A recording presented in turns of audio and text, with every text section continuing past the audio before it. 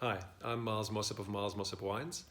I'd like to introduce you to one of the wines that I have on the wine auction this year. This is the Saskia 2018. It was on the auction last year. We only produced about 50 cases of this wine, and this year I only have 10 cases on the auction. It is produced from grapes in the Swartland.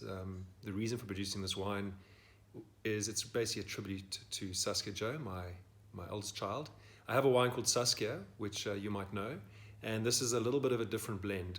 Normally it's close to 100% Chenin Blanc, and I really want to express the Chenin Blanc from the Swartland. This year I had very little Chenin Blanc delivered to the cellar.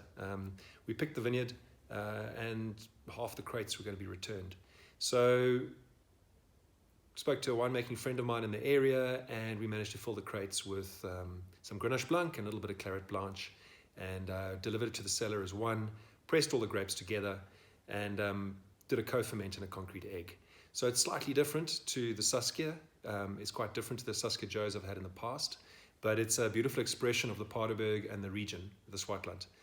Old bushvine vineyards grown on decomposed granite soils.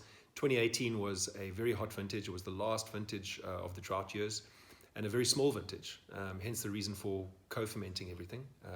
I needed to fill the press, so that's why we added the extra grapes.